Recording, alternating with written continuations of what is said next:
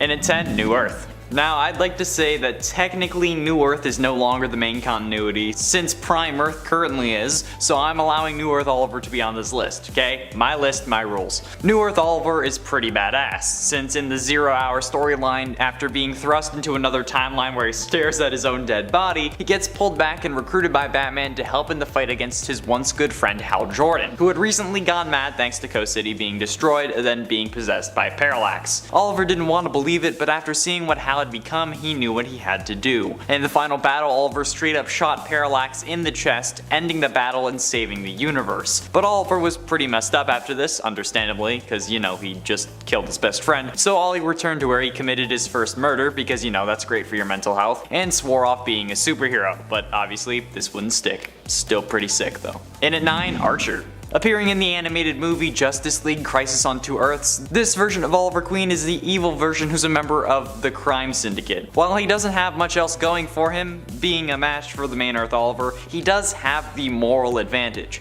You see, when you don't have a moral code, you can basically do anything, and that's what Archer experiences in this movie, even attempting to assassinate President Slade Wilson's daughter during a public speech. Yeah, it's pretty messed up. Dressing in red so he can hide all the blood, this guy is willing to kill whoever he has to in order to survive, gain more power, or even just have a bit of fun. And that puts him at an advantage over good Oliver, because he could easily put someone's life in danger as a distraction and it wowould work. If you're enjoying this list and want to see more like it, why don't you hit those shiny like and subscribe buttons? It really helps us out and can make a huge difference. Okay, let's keep going. In at 8, Injustice. While the Dictator Superman universe version of Green Arrow dies brutally after accidentally shooting John Kent, the Earth 1 version of Green Arrow ends up being summoned by the Evilverse Batman to take down the crazy Superman. But in this reality, there is a pill that the Joker calls the Happy Pill, at least in the game, that increases their resistance to attacks, luckily making it slightly harder for Superman to kill this version of Oliver Queen. This pill does make him more powerful than his original and Archer counterparts, so that's why he's on this list, especially because everyone on Evil Man Earth is like, oh damn, Oliver Queen is back? How did that happen? I mean, like, it's pretty normal for Oliver, I guess. He's basically at this point one of DC's Jesuses, but still, I'm sure that made at least some people question Superman's true power, but it probably didn't last for long, because if it did, they would get their heads blown off or like heat vision through their skull. Do you think Superman plays golf with human heads?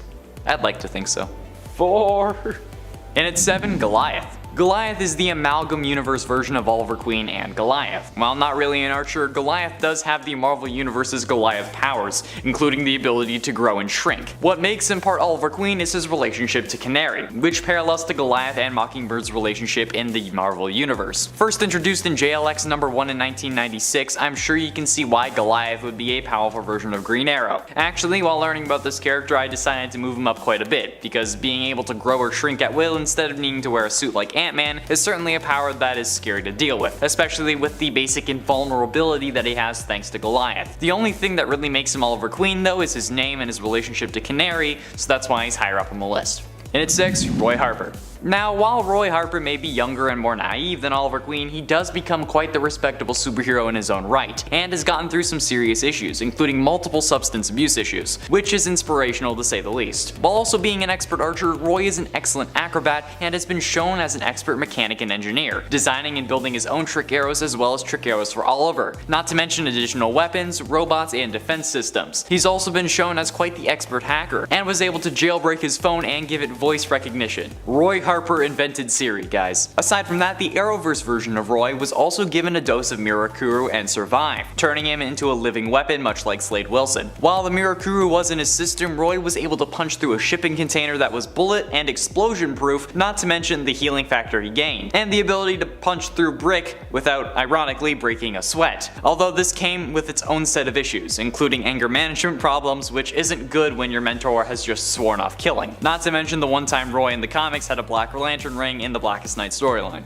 Halfway through, and at number 5, Flashpoint. Flashpoint Oliver is an interesting case here, because while he is on the side of good, he's more on the side of profit. Leading a band of ex-military operatives he calls the Green Arrows, Oliver runs a business where he steals advanced gadgets and weapons from villains and refurbishes them for military use, which honestly makes him pretty damn powerful. If he can not only acquire these weapons, but also if he used them, he could be considered one of the most powerful non-superpowered individuals in the Flashpoint timeline. But I also like to consider the fact that just because Barry's mom didn't die, Oliver isn't as much much of a do-gooder as he is in the main timeline, or that just because Barry's mom didn't die, Bruce Wayne is the one who dies in the alley. It's incredible to me, honestly. This version of Green Arrow was introduced in Flashpoint Green Arrow Industries #1 in 2011, and this one is definitely on my read list. I'm probably gonna pull it up when I get home because this is really cool, even if it is slightly concerning. And at 4, Connor Hawke. Connor Hawke is the son of Green Arrow and Sandra Hawke, and takes over the Green Arrow mantle after his father's death. When introduced in Green Arrow Volume 2 #0 in 1994, he appeared to just be a huge fan of the Green Arrow, but it was later revealed that, unbeknownst to Oliver, Connor was in fact his son. It feels fitting that it's my name now, honestly. And while he may share the same skills as his father, although less evolved, Connor does end up gaining a couple powers over his father, one of them being a healing factor, granted to him due to genetic mutations from Dr. Savannah, this giving him also a higher resistance to pain. This also allows him to stay at his prime with ease, much like Logan, and thanks to Connor's Zen training, he was able to develop a form of clairvoyance. This is the ability that gave him a vision of his father still alive, despite the world thinking that he was dead. See, he has a reason to be on this list other than us just sharing names, okay? Getting close to the end, and at #3, Blackest Night. The Black Lantern Corps is a group of various dead superheroes and villains alike who are raised by Necron and each given a Black Lantern ring. This ring grants them power over death, and these rings are powered by the Antimatter, as he is present within the Black Lantern power battery. Those raised by the Black Lantern ring are in essence resurrected to where they were before, but with their minds warped to serve Necron's purpose. Those with the ring have various powers, including a healing factor, or a recognition which allows them to see powerful emotions, energy spectrum assimilation which lets them extract the hearts of individuals they've slain and use their last feelings to charge the central battery and their ring by 0.01%, and they, much like zombies, can infect others by biting them. A bite from a Black Lantern will slowly kill the one bitten and would turn them into a Black Lantern upon death. Basically zombies with superpowers, so definitely not something to be laughing at. Penultimately, in at #2, the Spectre. While I really wanted to put this at #1, I knew at least a few of you would be mad at me for it, so here we are at #2. The Arrowverse crossover event Crisis on Infinite Earths had been in the process of being set up for a while, with the previous Elseworlds crossover basically just being one big commercial for it, and the seasons of the shows leading up to it mostly revolved around what would happen. One of these main issues was Oliver Queen's death, which shockingly was carried out in the first part of the crossover. After bringing Oliver Queen back to life with a Lazarus Pit on Earth 19, John Diggle, his daughter from the future Mia, and Constantine all travel to Purgatory to retrieve his soul. But when he was about to go back with them, Jim Corrigan arrives with a way for Oliver to save everyone. This turns Oliver into the Spectre, basically the most powerful being in the multiverse, or one of them at least, giving him the powers of God, allowing Oliver to reboot the universe with the help of the Paragons, and stopping the Anti-Monitor from securing the death of all Earths. He also ended up corrupting the Speed Force by empowering Barry, which resulted in the Speed Force dying for a time. This really should be #1, but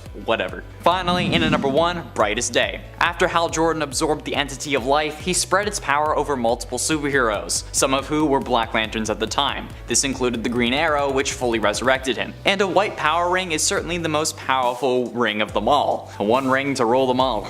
Being able to generate and use any color from the spectrum, since white light is all the other colors combined. This allows White Lanterns to in essence have near godlike abilities with all the colors. White energy blasts, force field generation, energy constructs, energy twins, ring duplication, mind alteration, wormhole generation, time travel, invisibility, resurrection, you name it and the White Lanterns can do it. The full extent of the white power ring is unknown, so honestly, this is the only thing I saw fit to beat the Spectre if anything. I mean, the white power ring may not be able to reboot the universe, but hey, we don't know if it could. It can resurrect people, so why not resurrect planets, right? I mean, probably.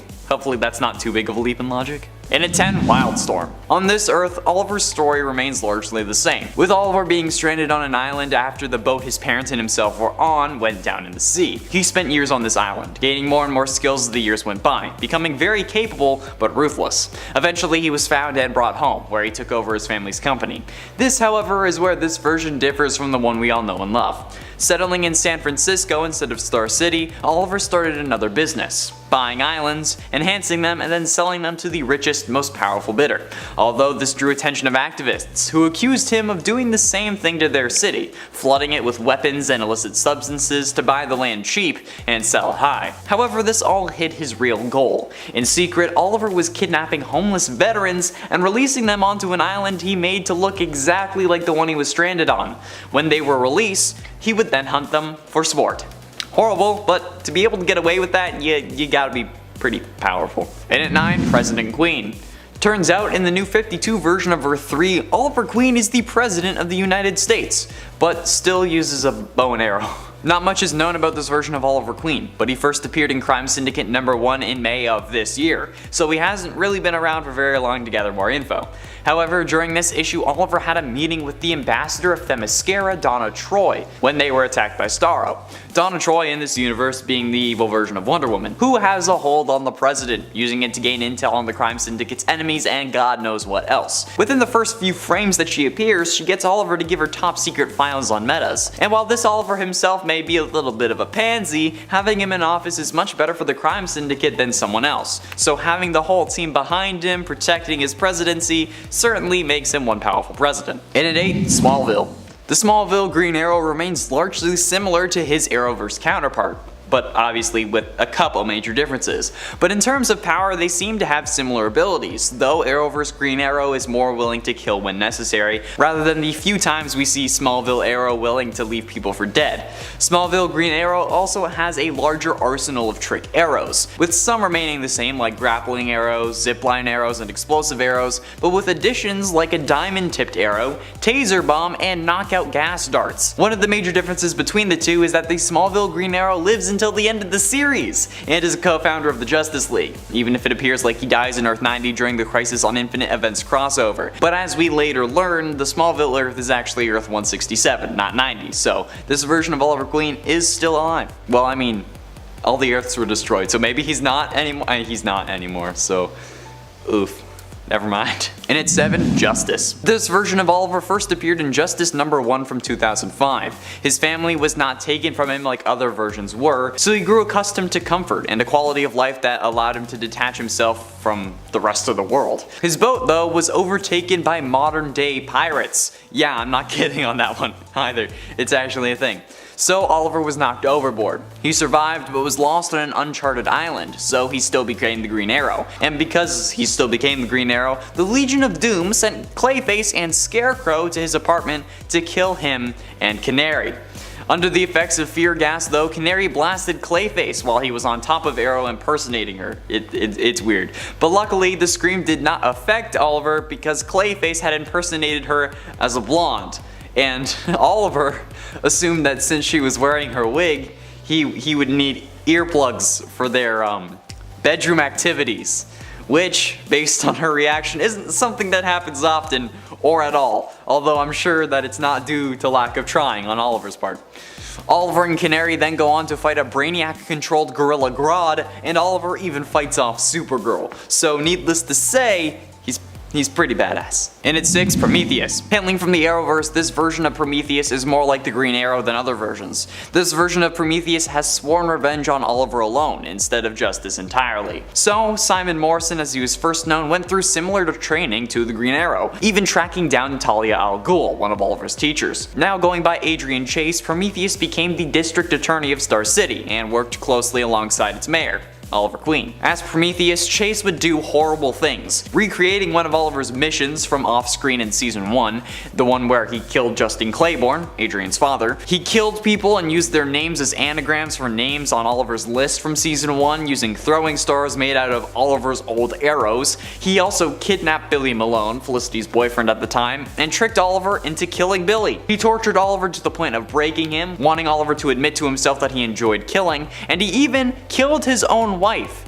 to keep his identity a secret, along with the 2 cops that were protecting him when they were worried about the district attorney's safety because of Prometheus. And then they got a text saying that Adrian was Prometheus, and he threw a pen into the dude's eye and then killed the other one. Yeah.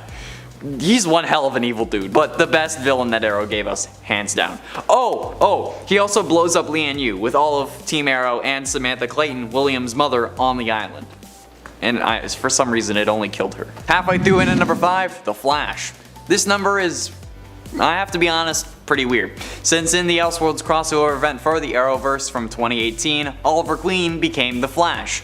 Now, technically everyone thought that Oliver was Barry, but Oliver and Barry, as well as everyone on other Earths, knew the difference between them. So they knew that Oliver was Oliver and Barry was Barry. So this is just like a gray area, hence why it's at the halfway point, because Oliver was the Flash, so much so that he said his signature line of "You have failed this city," and while yes, they can swap identities to everyone around them, they still retained their own memories and personalities, meaning that Oliver, in combination with this super speed, still had all of his instincts and skill. Those are just like second nature to him. You can't really like get rid of those. He would have to keep them. Even if Barry also got those instincts. It's weird because Oliver didn't have Barry's knowledge of how to use his speed, but Barry had all of Oliver's instincts, because I guess technically those are his powers. But Oliver would still have to have them because he had all of his memories. So I gotta be honest, I don't know. But either way, it's damn powerful because it's the Flash and can beat instantaneous teleportation. So, and at 4, Earth X. Earth X, or Earth 10, is an Earth where Germany won World War II. So I gotta be kinda careful here with what I say. As a result though, there are plenty of differences. On this Earth, Oliver works for the regime and was able to ascend quickly thanks to being injected with Mirakuru. After joining the youth squad for the military, Oliver was sent to Lianyu to train, where he demonstrated excellent skill with the bow, being quickly promoted to the top assassinating position for the military. Oliver was loyal until his younger sister Thea was recruited into the youth squad. This, combined with his father's admission of regret before his self-imposed death, Oliver ran to the resistance and asked them to rescue Thea, promising to defect if they did. While preparing for their operation, Oliver provided the resistance with information they used to help in the fight.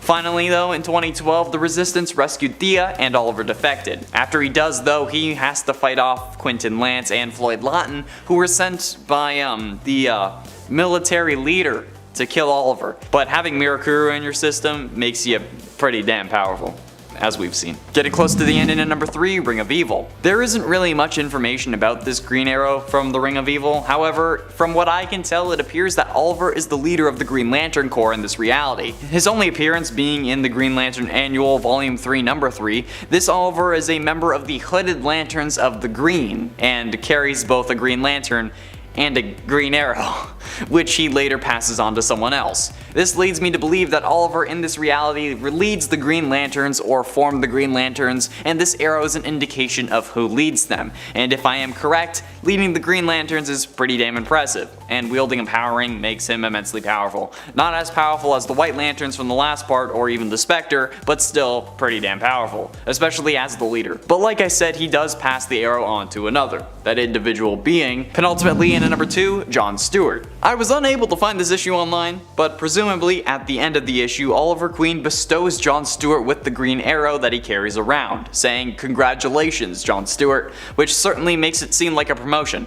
And while Oliver may be the leader, considering how multiple instances of John Stewart are Green Lanterns, I'm sure that this version is going to be fine, especially when he will have plenty of time to master his abilities, as a master archer as well as the leader of the Hooded Lanterns of the Green, because I think it's fairly evident that even with the name of Green Arrow, John Stewart is going to be a better Green Lantern than Oliver could, unfortunately. It sucks to admit it, but I have to say it. I just find it unfortunate that it wasn't revealed that John Diggle was actually John Stewart, but maybe this is the story that inspired Diggs' character to begin with, or the storyline where John became the Green Arrow while Oliver was being a dad. Finally, in at number 1, Clark Kent. Now, this may seem like a cop-out, but in episode 10 of Smallville Season 8, we got to see the most powerful version of Green Arrow we ever have. Well, one of the most powerful, since Clark Kent dressed up as the Green Arrow to save Lois Lane. Why? Because, well, Lois had begun to suspect Oliver of being the Green Arrow, so, in an attempt to make her believe otherwise, Clark suits up as the GA and saves Lois. After saving her from some thugs and absolutely destroying them without firing a single arrow, Lois approaches him and kisses him, saying that his secret is safe with her. But then Oliver shows up and says that's one hell of a thank you, instantly flustering her. Clark rushes off, and then it's revealed that he was the one in the suit. And I mean, like, Superman as the Green Arrow, it's pretty damn powerful. It's Superman. Superman, just in the Green Arrow suit. It counts, okay? It counts. And at 10, Trigger Twins. The moniker of the Trigger Twins was originally used by Walt and Wayne Trigger, two cowboy heroes from the Old West. Tad and Tom Trigger also called themselves the Trigger Twins while working as criminals in Gotham City. However, Oliver Queen was enlisted as a Trigger Twin in the second part of the Elseworlds crossover event on the CW. In the Arrowverse, the Trigger Twins are a notorious criminal duo created in the second alternate reality created by Dr. John Deegan using the Book of Destiny, given to him by the Monitor. While technically not really the Green Arrow, Diaz as a cop calls Oliver by his actual name, thus making it good enough for me. The Trigger Twins were the most feared criminals in Central City. They became the CCPD's #1 priority after a bank robbery spree. So, they were criminals before I guess they were awoken, when, they swapped into that reality. This change happened at the end of Arrow's part of the crossover, Part 2, and Supergirl's Part 3. And at 9, Dark Archer. Malcolm Merlyn is a bow-wielding assassin who serves as the archenemy to the Green Arrow, but has also gone up against the likes of the Black Canary, obviously, and Batman. The character also made his live-action debut in 2012 with the first season of Arrow. Before becoming the Green Arrow, Oliver Queen was inspired to take up archery by the exploits of Oliver King, aka Malcolm the Magician, who was a master archer with acute accuracy. Merlyn later challenged the Green Arrow to a public duel and wrecked him. After that, Merlyn vanished and became a member of the League of Assassins, a plot point that would later be worked into the show. The Green Arrow came face to face with the Dark Archer again when he tried to assassinate Batman. GA managed to intercept Merlyn's arrow, hitting it with one of his own. Merlyn admitted that GA had improved, but then he escaped before getting caught. While not being a version of Oliver Queen, Merlyn is sure meant to be a dark reflection of the witty and humorous Green Arrow that we know from the comics, and that's enough to land him a spot on this list. And at 8, Flashpoint. The Flashpoint version of Green Arrow isn't really a bad guy per se, but he is definitely a dark alternate version. In the Flashpoint timeline, Oliver Queen is the head of Green Arrow Industries, a military contracting company a la Tony Stark. He has a team known as the Green Arrows who are all ex-military who serve as his backup when acquiring new equipment. Oliver Queen is an inventive genius, but he likes to steal advanced gadgets from villains and then refurbish them to sell to the military. He also tests them in the city, making the city a target for the villains who want their gear back, which is kinda evil if you think about it. He turns to fighting crime after finding a female raider who killed his Green Arrows. The raider was the daughter of Vixen, so Ollie called a backup team. However, they ended up killing his daughter, which turned him towards fighting crime instead of profiting from it. And at 7, JLA, The Nail. Oliver Queen is in a rough spot when it comes to Justice League of America, The Nail. In this universe, Oliver Queen was his own downfall during a fight with the android Amazo, where he ended up becoming indirectly responsible for the death of Hawkman. This incident lost him both his legs and his right arm, and also he lost his left eye due to the injuries sustained by Amazo. This also caused Oliver to resign from the Justice League and start blaming them for his injuries. A while after this, Oliver was really bitter and harbored so much resentment towards the League that he began making claims that the League and all metahumans are secretly aliens conspiring against humanity. He sounds like my dad. This was so uncharacteristic of the hero we all love, but it was his trauma and I'm pretty sure some form of PTSD manifesting in that way, as a way to cope with the loss of his limbs and abilities, which had helped define him up until that point. And at 6, it's Cupid, stupid. Carrie Cutter had appeared in both the comics and the show in the form of her alias Cupid. Carrie was a special ops soldier who worked for a program called Cobalt. During a mission in Georgia, she saw something that really messed her up, so in an effort to face that, she volunteered for a program that would make her fearless. It also turned her emotions up to 11 when it comes to love, making her fall in love really quickly, passionately, and aggressively, never for the better, even if you're into that kind of thing. In the TV show, she was first introduced in Arrow Season 3 Episode 7, where she uses love and pleasure as a way to manipulate people in order to find the one she has, air quotes, fallen for. For the show, she had fallen for Oliver after he saved her from getting killed during Slade Wilson's siege the season prior, hence her archery.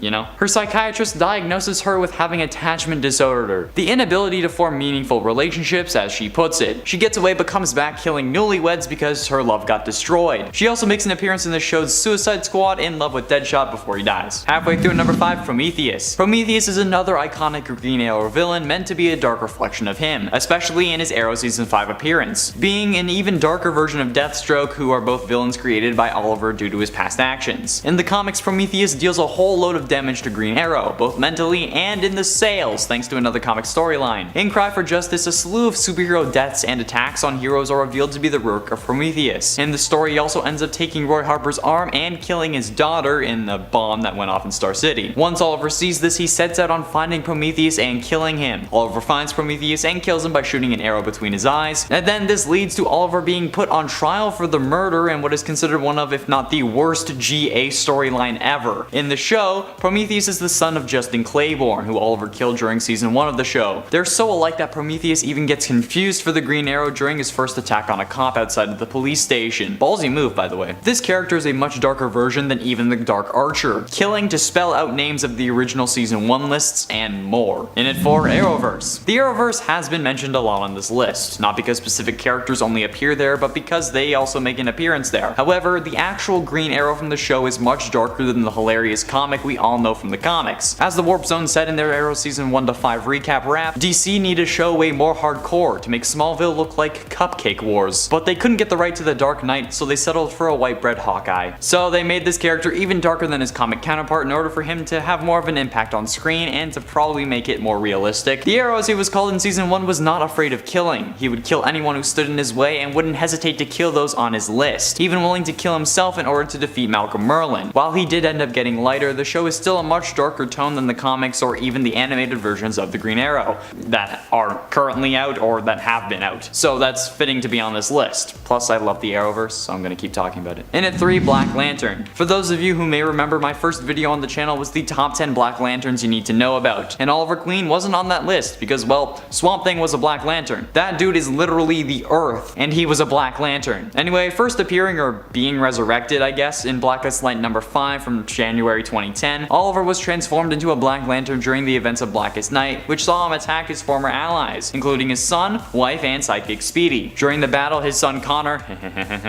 reveals that he never really forgave his father, and Oliver's internal monologue reveals that he hopes his family is okay and that he is disgusted by his actions. He has concerns for those who were his family before death and wishes them well, even though, you know, his body's the one attacking them. The team managed to disable him by freezing him with liquid nitrogen, which is pretty cool if you ask me. What? That joke was not chill? Maybe not. Stay cool, bird boy. In at 2, Deadeye. First appearing in Justice League Quarterly number 8 in September of 1992, Deadeye is a version of Green Arrow from the Antimatter universe. Not much is known about this character, not even his real name. He is only known by the moniker of Deadeye. He is a member of the Crime Syndicate, an evil version of the Justice League from Earth 3, which includes such characters as Johnny Quick, Owlman, Ultraman, Superwoman, The Outsider, Deathstorm, and Power Ring. It's a crazy team and I actually really love the characters. But Deadeye has been in the comics so little that there is hardly any information on him. He could be Oliver Queen, but he could just as easily not be. But with the introduction of the Antimatter universe in the Arrowverse, I would like to see this character make his appearance in that show, maybe in the next Arrow crossover event. I was hoping they would do Blackest Night, but with Supergirl coming to a close because of Melissa having a kid soon, I don't know if that's gonna happen. Finally, in at number 1, Earth X. Crisis on Earth X was the 4th Arrowverse crossover, where the wedding of Barry Allen and Iris West gets interrupted by a group of 9 from Earth X, an alternate Earth where Germany had won World War II and taken over the world. The crossover featured evil fascist versions of Supergirl and the Green Arrow, and Earth 1's version of Reverse Flash instead of an evil Barry Allen. The evil Green Arrow was equal to Earth 1's Green Arrow, matching him blow for blow, but exploiting the weakness of our Oliver's loved ones. This later came to bite him though, since RGA was able to kill him during the final fight scene when the Earth X version watched his wife explode. Literally. He was married to Overgirl from Earth X and she literally blew up because her heart was deteriorating, hence why they invaded Earth 1 to begin with, so they could get this Supergirl's heart. Thank God they invaded Earth 1 instead of Supergirl's Earth, right? Like, every hero was on Earth 1. If they had gone to Earth like 37 or whatever Earth she's on, they would have been screwed. I don't think Clark would have been enough to take on a full Earth of NAZIs. I don't know if that word's gonna get censored because of YouTube, so yeah. If it does, that sucks. Kicking off the list at number 10, we have Dawnbreaker. This version of Bruce Wayne first appeared in Dark Days The Casting, issue 1, residing in, of course, the Dark Multiverse on Earth 32. The story picks up with the usual Bruce Wayne origins. His parents are both taken out by Joe Chill that night, but here young Bruce Wayne comes into contact with a Green Lantern ring. So Bruce approaches Joe and he's pretty pissed at this point. He's going for blood right off the bat. He ended up turning Joe Chill into bones and dust. And then when Bruce met Gordon, they got off on the wrong foot initially as well. Gordon greets him and he's like, Green Lantern, wasn't sure you'd show up. And then Bruce straight up's like, hey man, don't threaten me. Really awkward vibes, just quick awkward vibes right off the bat, no friendship there. He was taking out Gotham's villains super quick. Each time he did it, he would scream and yell about how much his parents deserved to not be dead. He flew the Penguin into outer space. That's how you handle a guy right there. You take him and you go, right off planet. Okay, so with all of these brutal assassinations, the rest of the Green Lanterns knew they had to come and put a stop to this madness. Only it wasn't that easy. Bruce destroyed All of them. He executed the entire Guardians of the Universe. Beware his power, Dawnbreaker's might. And before we continue on with this list, if you want to go ahead and give us a thumbs up, that would be awesome. It helps our channel out and the studio quite a bit. You guys are super supportive. Thank you so much. Click, click, click, and then we'll continue. Okay, let's do it. Number 9, Speeding Bullets Batman. There's a name. This Elseworlds storyline showed us what would happen if Kal-El's ship did not crash land in Smallville, but rather it landed in Gotham. So when the inevitable did happen and his parents were attacked and killed that night, Bruce Wayne, real named Kal-El, used his alien powers and unwillingly killed the robbers. His powers just came out in the form of heat vision. Toast. They didn't make it at all. No chance. And after this point, Bruce Wayne wasn't the same. He was ruthless. He had the powers of a god and so much anger, guilt, and pain inside. He had no idea what to do with this. So he would just repeat over and over, the bullets, the bullets, the bullets. Like he was in bad shape mentally. He hid from the world in his mansion of solitude, and he couldn't even look at photos of anything related to death as it was super triggering. And then one night, a group of robbers tried to invade said house, but again, heat vision wins this round. Didn't make it. A little older and a little wiser, Kal-El decided that now is time to use his powers to get the job done. Help out, you know, be a role model. He took up the identity of the Batman, but still, just because he rocked the cape doesn't mean he was doing all the right things. For example, when Lois Lane was kicked out of Lex Luthor's limo later on, she was about to be attacked by thugs, but Batman came in and burned their flesh while splintering their bones. Or you could fly them to jail. Or vaporize their eyes. That works too. You can vaporize their eyes. That's sure, that gets the job done. Number 8, Darkclaw. Veering out of the Dark Multiverse for a hot minute, we have to talk about Darkclaw. Coming from the Amalgam universe, where DC and Marvel combined powers, literally, we get a Wolverine-Batman mix. He first appeared in Legends of the Darkclaw issue 1 back in 1996, and his origin story is a hot mess. At just age 5, Logan Wayne witnessed the death of his parents. The usual stuff, but then he was sent to live with his uncle in Alberta, Canada. Better bring a jacket. It's cold. His uncle too bit the bullet after poachers ambushed him. So Logan Wayne enlisted in the Royal Canadian Air Force when he was of age, and shortly after was submitted into the Weapon X program. So much Amalgam fun. There Logan got the adamantium treatment, but the Weapon X program was terminated because it was deemed a failure. Why, you ask? Logan Wayne still retained his conscience. So where to go next but to travel the world? Logan studied abroad. He studied a variety of crime-fighting skills in his time. He studied criminology, forensics, martial arts, gymnastics, you name it. This guy learned all 127 major styles of combat. And yes, Thumb Wars is included. You never know, you never know. That mixed with Wolverine's abilities, I mean, you're screwed. Good game. Number 7, 1800s Batman. Batman Gotham by Gaslight, a tale of the Batman, written by Brian Augustin and brought to life by Mike Mignola. Here comes a tale from the Victorian era where Batman is hunting down Jack the Ripper. So it's 1889, and while these attacks are happening over and over, the general public is starting to whisper through the winds and talk amongst themselves in the shadows that maybe, just maybe, it's Batman who is committing these crimes because, well, he's dressed like that.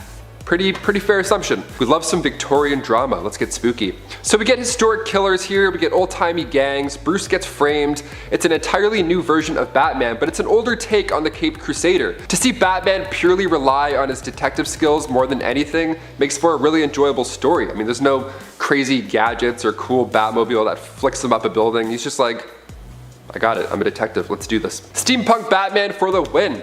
It got the feature film treatment in 2018 with Sam Liu directing, so if you're looking for an old-timey superhero animated flick with Jack the Ripper, there you go. Just made your day. What do you know? Number 6, Thomas Wayne. Coming from the Flashpoint storyline released back in 2011, written by Jeff Johns and Andy Kubert, Thomas Wayne, Bruce's father, was actually the one to become Batman in this timeline. Now in this universe, Bruce Wayne was the one who got shot that fateful night and he bit the bullet. The world of Flashpoint is this altered reality where Barry accidentally ends up in, where Batman is older and much more violent. And not so much as a detective like Bruce. See, what happened was, in this alternate reality, Bruce's mother, Martha, is so traumatized that she becomes the Joker. That's why during the opening credits of Batman vs Superman, we were all pumped in the theater because Jeffrey Dean Morgan and Lauren Cohen, two amazing actors were in such a small opening scene as Bruce's parents, with zero dialogue. Now, with recent set photos of Michael Keaton in the new Flash movie, we're still in for a great time, but we were so close to the best Flash movie with Jeffrey Dean Morgan as a dark Thomas Wayne. Jeffrey Dean Morgan did say on Twitter that ever since Zack Snyder walked away, his whole bit in that world has walked away with him.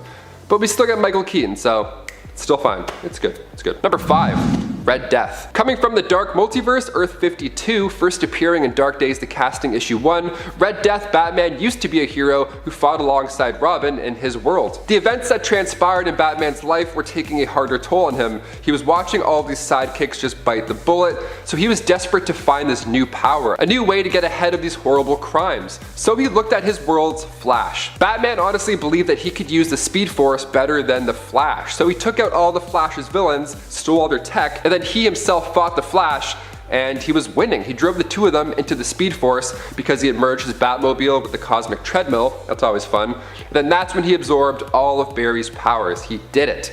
After Batman came back from the Speed Force, he referred to himself as Batman, the Red Death, where he would easily and brutally kill Gotham's rogues. All the while, Barry's consciousness is begging him to stop inside of him.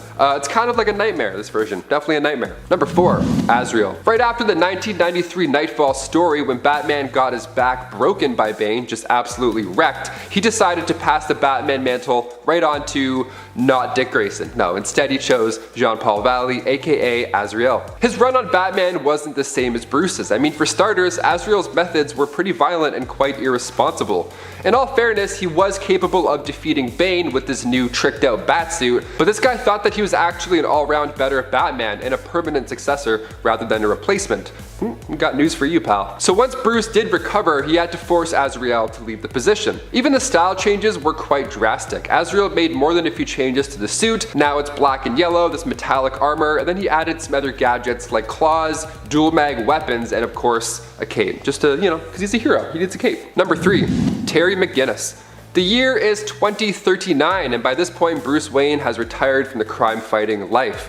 But meanwhile, Project Cadmus director Amanda Waller was out in search of a replacement, beginning with Project Batman Beyond. A major key element was using Batman's blood samples left over from his altercations, the OG Batman. That, mixed with some nanotech solutions, we now can make the DNA of Bruce Wayne. The future, how lovely. So Amanda found the Warren McGinnis household with Warren and Mary, and the couple was psychologically identical to Thomas and Martha Wayne. Perfect. So when they thought they were going in for a flu shot, they didn't know they were actually about to be the new parents of a new Batman. Amanda almost had both of them taken out to, encourage the lonely road of the Caped Crusader growing up, but thankfully she scrapped that idea. Because we don't need the same origin story, Amanda. Like, give the kid a minute to figure it out. Like, don't have to. We don't need to. Turns out you can't avoid fate still, because down the road in Terry's teenage years, his father ended up getting killed, and Terry believed that it was actually the corrupt CEO Derek Powers behind all of it. So he got the help of Bruce Wayne, who was part of the merger with Derek Powers naturally. Then after facing off against the Joker's gang, Terry realized that Bruce was in fact this original Batman. So Terry stole his batsuit and was determined to find justice himself. The Beyond suit is just awesome. Rocket boots, claws, cloaking device. The red and black, I mean, you can't get any better than that. Number 2. Batman. Coming from Earth 43, Batman is, well, he's just that. He's Batman who doubles down as a vampire. Nice. We see him for the first time in Batman and Dracula Red Reign. His origins are the same for the most part, how he became Batman because of his parents, all that jazz. That's the same.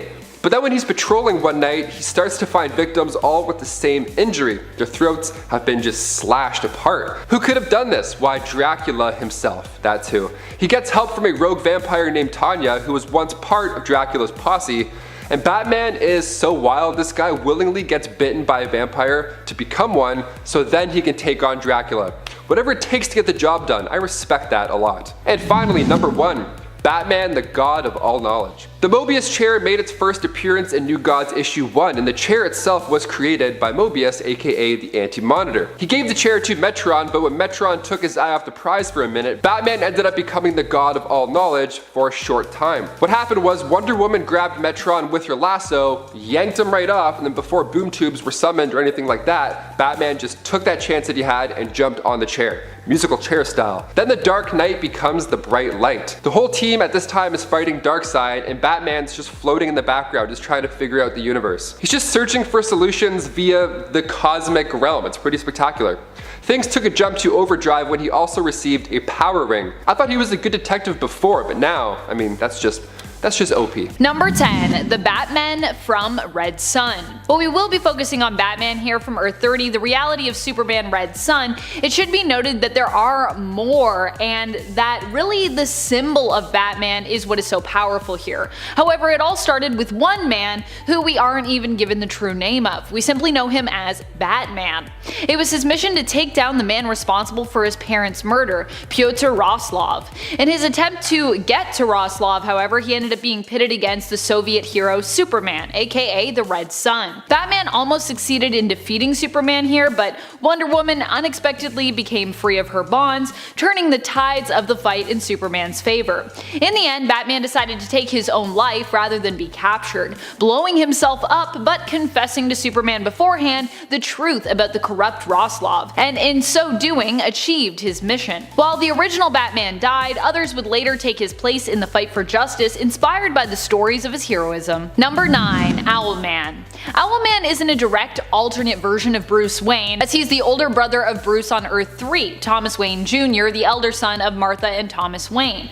However, he is the equal counterpart to main continuity Bruce, considering his place on the crime syndicate as their Batman, and so for that, we're going to include him here.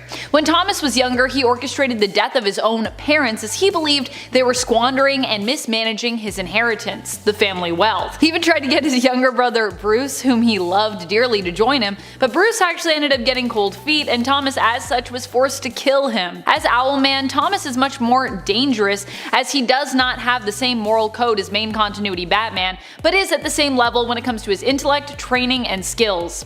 And his plans. He's pretty good at plans too. And friends, before we move on to this next spot, if you are loving this list and you want more powerful alternate versions of Batman, be sure to let us know by giving this video a thumbs up. 2 bat thumbs up. Do bats have thumbs? I don't think so. They have like little fingers on their wings. I think that's what they have. Little claws. Number 8, Richard Grayson. Dick Grayson is another alternate version of Batman who took up the cape and cowl following Batman's supposed death.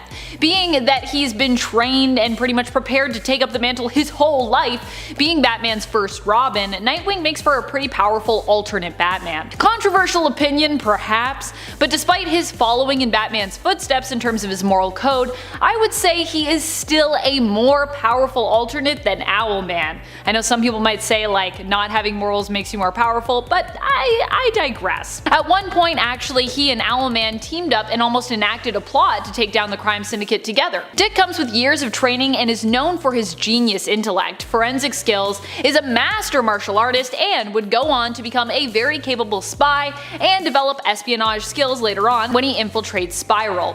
During his time as Batman, following the events and apparent death of Batman in Final Crisis, Grayson would fight alongside Damian Wayne, who acted as his sidekick Robin. Number 7, Father Bruce.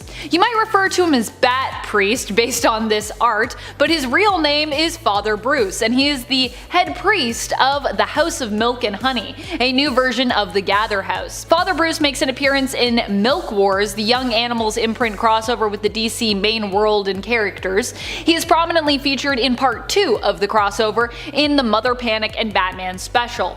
The thing is, Father Bruce isn't really an alternate, but he's so cool, and this story is just so bizarre and great that I thought we needed to mention him here. I actually checked this out and then I was like, man, I gotta read Mother Panic, because I believe the writer of Mother Panic is the one that writes this comic. I'm sorry, I don't remember their name off the top of my head, but you should check it out. Father Bruce is a version of Batman who has been twisted into a priest. Here, Father Bruce is in charge of a small army of Robins known as the Holy Sidekick Choir of Merciful Justice, who he teaches using his book of Bat Manners and divine wisdom. They drink the milk created by Mother Partake, who does so in an eerie manner. She kind of creates it with her fingers, it's really weird, and have their histories rewritten by a golden machine. Bruce himself is trapped here until Mother Panic, aka Violet Page, manages to free him and he returns to his old self. But even in this alternate persona, he's pretty mighty. Also in this delusional, brainwash created reality, Bruce believes it is a priest crashing through his window, not a bat, that inspired him to take up the mantle of Father Bruce and become a priest. I just love that. I just love that he's like crashes through the window and he's like, who are you? And then he's like, I will become a priest, as he like drinks the milk. Oh, it's such a weird story, I like it. Number 6, Man Bat Batman. Now I know Taylor on his part 1 had Batman, aka Earth 43 turned vampire bats, but I figured why not bring you another vampiric version of the hero? Because I also just really love vampires and they're powerful. This alternate version of Batman is not actually a Bruce Wayne alternate, but instead is an alternate version of Kirk Langstrom, who we know in the main continuity as Man-Bat. Kirk Langstrom here was working on a cure for cancer, specifically lymphoma, which he himself suffered from. He did end up creating a serum that cured him, yay, but regrettably, due to its ties to bats, it also turned him into a pseudo-vampire. As a vampire created by science, Langstrom became a part of the new superhero Holy Trinity in The Gods and Monsters. He possessed superhuman strength, durability, agility, and could fly, and also held onto his genius intellect. The one downside of his vampirism was that he did require blood in order to live. Comparable but somewhat different to Marvel's Morbius, who is also known as a pseudo-vampire. Number 5, Injustice Batman. Batman in Injustice not only has the moral high ground against Superman, who becomes a villain in this reality after the death of Lois Lane and their unborn child at his own hands due to the machinations of Joker and Harley Quinn, but Batman here also possesses the super pill, or more specifically the 5U93R pill, which kinda spells super if you look at it. This pill, when ingested, allows Batman or his ally, father figure, and loyal butler Alfred to go toe-to-toe with Superman, meeting him on his level when it comes to strength and durability. Number 4, the Merciless. The Merciless is like the Wonder Woman version of the Dark Knights, as each of the core members is kinda meant to be a stand-in for a member of the Justice League. He initially teamed up with Diana Prince, aka Wonder Woman, to take down Ares on his world of Negative Earth 12 in the Dark Multiverse, but after doing so was forced to take Ares' helmet before Wonder Woman could and use it to defeat her. He basically knew that Diana would not allow him to use it otherwise, and so he was like, nah, I kinda gotta take it, otherwise it won't get used. He took up her symbol in her honor and wields the power of Ares, but multiplied. He is amazingly strong and durable, can summon any weapon, influence others to anger or fighting, and is pretty much god level, so yeah. Number 3, Super Batman. Super Batman was the name given to the Batman of Earth 1 when he traveled to Zur-En-Arr. In the main continuity, Zur-En-Arr was the name of Batman's alternate persona created when he witnessed the traumatic event of his parents being murdered that resides deep within his psyche. However, initially Zur-En-Arr was the name given to a faraway planet in the golden age of Batman comics. It first appeared in issue 113 of Batman in the story Batman, the Superman of Planet X. Here, Batman of Earth 1 is teleported a great distance to Zur-En-Arr to aid Batman, the scientist Tolano, who watched Batman from afar through a telescope and was inspired to become the Batman of his own world, so he's also Batman. However, the intergalactic threat that Tolano Batman faces here is too great, and he needs Earth 1 Batman's help. On this planet Earth 1, Batman's unique Earth-based human physiology makes him super strong, durable, and able to fly. Basically, he becomes Superman in terms of what he's capable of, which also at this time period I feel like would be pretty off the charts. Batman uses his powers to help Tolano and then is returned home afterwards and given one of Tolano's devices to keep as a memento. It doesn't work though, so it's basically just a little bit of junk that he can keep in his trophy case. Yay! Number 2, Darkfather. Darkfather was ultimately beaten by the superhero Holy Trinity, but only while they all kind of had a power upgrade all their own. He hails from the Dark Multiverse and is an alternate version of Bruce Wayne, who defeated Darkseid and took all his power and knowledge for himself afterward. Batman as Darkfather as such is a new god and also wields the anti-life equation, which he uses to influence others and to imprison them, forcing them to obey him and his will. He also has all the brilliance of main continuity Bruce and more. Number 1. Batman Who Laughs. Also known as the Darkest Knight, the Batman Who Laughs is an alternate version that is a combination of Batman and Joker. He comes from the dark multiverse reality of Negative Earth 22, where he as Batman ended up killing the Joker by snapping his neck after being pushed to the brink by the villain, who was dying anyways, admittedly. When he did so, however, he became infected by Joker venom that was released by this very final action. After becoming infected, Bruce went insane and had most of his Bat family killed, except for his biological son, Damian Wayne, who joined his side. Batman Who Laughs would go on to become super powerful after acquiring the powers of Dr. Manhattan when he had his brain transplanted into the body of the Dr. Manhattan Batman alternate. The Darkest Knight, even before this power upgrade, was already pretty powerful because 1. He was super popular, which always gives characters power, and 2. He was a mentally ill genius, which made him extremely deadly and dangerous to take on and kinda unpredictable. He also often fought against the superheroes he came up against with dark metal, in some cases managing to infect them and in so doing recruit them to his own dark army. Plus he's got all those dark knights, so that's just another thing. Kicking off the list at number 10. Bat Baby. We get a grown Robin and a baby Batman. What a treat. Making his first little baby steps in Batman issue 147. In fact, this is the 600th time Batman appeared in comics. So it was a pretty big deal at the time, and to this day, it's known as one of the most ridiculous comic books of all time. And I have to agree. It says Story of the Year on the cover, and that is not a lie. So what in the baby genius is happening here? Well, Nails Finney and his gang, including Garth, the renegade scientist, made a shrink ray, and it works like a charm, evidently. The thing is, it only shrank him. He wasn't sitting around all day filling his diaper and licking door handles. No, he had the same strength as regular size B-Man plus the brains. So he packed quite a punch in a little body, and he was okay with it too. He kind of leaned into the lifestyle a bit. He said if Gangland is calling him a baby, then he might as well dress like a baby too. Black jorts, little cape, he got the job done, whatever it took. Number 9. Bizarro Batman. Created by Bizarro number 1 as a Batman duplicate, the world's worst detective made his first comic book appearance in World's Finest issue 156. I was going to use Bizarro Batman as number 10, but like Bat Baby, I had to. He's a baby, come on.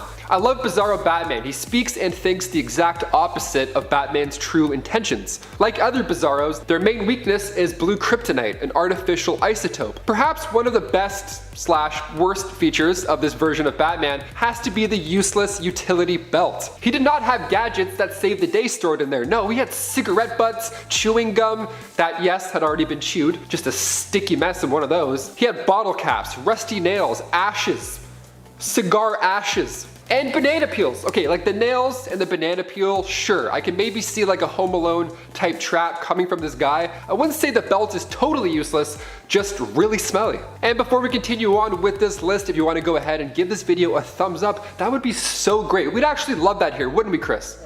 We totally would. You guys are the best. Thank you so much. Now let's get right back to this alternate Batman list. Number 8. Prohibition Batman. Elliot Ness made his first appearance in Batman Scar of the Bat, and he was a federal agent. His primary target is the one and only Al Capone. So this takes place during, of course, the Prohibition era in Chicago, and Elliot was part of a team referred to as the Untouchables, where he would stand alongside Danny Rasher, Frank Basile, and George Kochen. Now the best part of this comic isn't the fact that Batman is carrying a Tommy gun on the cover, that's close, but Elliot Ness was a real person in real history. The Untouchables were real. Back in 1903, Elliot Ness led this team. He didn't have a cape, but he did have a beautiful comb over. Imagine if he knew that he became Batman in an alternate reality. I wonder if he read the early issues. Wild. Food for thought. Number 7. Sir William. This one comes straight from Earth 9, so back in 1997, DC Comics launched Tangent Comics, which was a new take on our hero's backstory. Always a good time. So as you guessed from the name, Sir William, yes, this Batman was straight out of the Arthurian times. Sir William was a knight of King Arthur's Round Table, but things got a little messy once Morgan Le Fay seduced him and convinced him to fight King Arthur using her magic. So he was confined to his own castle. Quite the punishment. Must be rough. Hey, here's your own castle, Sir William. Hope you like stargazing. And that's it. and candles. That's the weird thing about castles. They're kind of boring. They're beautiful, but definitely boring. Sir William did have a solution, however. He discovered that he had the ability to project his spirit into his armor and then have that walk free. What an ultimate gift. Could you imagine that as an excuse? Hey guys, sorry I'm late. My spirit got stuck in traffic. What'd I miss? Number 6, Batman the Wild. This version's wild. Making his first appearance in Batman Dark Joker the Wild back in 1994, this version is... I mean, look at him. He's a literal monster, and as far as the miniseries go, it's pretty trippy. See, Batman was the child of 2 sorcerers this time around, Magister and Lilandra, and when he was created purely to take down their greatest foe, the Dark Joker. Very Harry Potter vibes going on here. In usual Batman fashion, his parents got wiped out at a young age, but instead of beatboxing in an empty mansion, he grew up in solitude as a monster living in the wilderness. Batman discovered that he has an older sister, Sarisa, so she shows him the ropes, she cultured him, and that's about all she had the chance to do, as the Dark Joker took her out as well. Tragedy in any universe for this guy. The wild monster Batman ended up hucking Dark Joker out of a window, of course screaming to his deceased family all the while, and he scratched his mouth. That's actually how he got those scars, from Batman's dirty nails. Number 5, Batmouse. Coming from the JLA, of course meaning just a lot of animals, we meet the Caped Crusader from Earth C-, and it's perhaps one of the cutest versions of Batman, so I had to include him. With Batbaby aside, he's also pretty cute. You can find Batmouse go against the also adorable Joker Pig in Captain Carrot and his amazing zoo crew, issue 14. What a great name, Captain Carrot, that's lovely. The whole thing obviously is fun and games, especially with the first page. We see Wonder Wabbit, Green Lampkin, and next to Batmouse is this trusty sidekick, Boyd the Robin Wonder. How cute! Now the best part is that this is one of the few alternate universes to survive Crisis on Infinite Earths, so he's still out there. A silent guardian, a watchful protector, a dark knight, who's also a mouse. Number 4, Thrill Killer. Back in 1997, we got a pretty neat what-if scenario in DC Comics. Thrill Killer issue 1, we find Bruce Wayne on Earth 37, and his parents were actually killed by their servants at this time around. So there's no fortune to fall back on afterwards. The whole operation just collapsed in on itself. So Bruce now focused on law enforcement, eventually becoming a detective for Gotham City Police Department. He was one of the few good ones. He got this case handed to him where he had to track down and capture Batgirl and Robin. This case was his last though, due to the fact that he ended up being framed for the death of Selina Kyle. Bianca Steeplechase framed him, also amazing last name. So he became a fugitive after this. Bruce did eventually join Batgirl as Batman, and then they attacked the mob, all that good stuff, but after Steeplechase was taken down, Bruce was appointed commissioner, retiring the Batman side of his life. Number 3, Emo Batman. Coming from the Elseworlds 80-page giant issue 1 back in 1999, Bruce Wayne was a moody teen, full of angst and of course, a love and lust for pop music. Like all of us. He was one of the members of the group the Pennyworths, who was discovered by Lex Luthor himself, and then they signed with Lex Records. How sick. Lex ended up dropping the group because Bruce was getting a little lost in the sauce. Some narcotic use was keeping him in a dark place. You gotta keep it clean, Bruce. How else are you going to play at Coachella? Think. I already bought my tickets, man. Rain or shine. Number 2, Black Masterpiece Batman. Black Masterpiece is an Elseworlds story as well, and it's perhaps one of my favorite versions. Elseworlds Annual issue 18, Black Masterpiece shows us a fun alternate past where the young apprentice of Leonardo da Vinci became the first ever Batman. The woman posing for the Mona Lisa, she ends up getting kidnapped. Mid-pose, she's like, what? She ends up getting kidnapped, and it's a fun story because it's current day, and then all of a sudden it's old-timey Batman, nice little back and forth. So Bruce Wayne tracking down stolen artwork sounds like a boring time, but the 1994 classic is all but. Number 1, Leatherwing. The captain of the Flying Fox, a 17th century privateer making his first swashbuckle in Detective Comics Annual issue 7. Leatherwing is a pirate version of Batman, not a pirated version, a literal pirate version of him. How great does that sound right off the bat? This dude resides in the barnacle-filled Earth 494, and Captain Leatherwing sailed the seas with his first mate Alfredo, and soon met Robin Redblade, Prince of the Urchins and Bloody Terror of the Kingston Docks. Look, Batman's British, Alfredo is an Italian dude who constantly disagrees with him, and yes, to answer your burning question, Leatherwing fights with a sword. Even though his parents were both killed by a sword, Odd little parallel there. The Flying Fox, the ship, is actually a nod to Zorro, who in regular continuity was an influence on Bruce Wayne. Zorro is Spanish for fox, so the Flying Fox, the flying... You got it. If you loved this read, you must check out the follow-up, also written by Chuck Dixon. It's called The Blade of Leatherwing, featuring Capitana Felina in the spotlight this time around, and Admiral Cobblepot as the new antagonist. Just blast the Pirates of the Caribbean theme song while you read this, and you're gonna have the best time ever. I promise.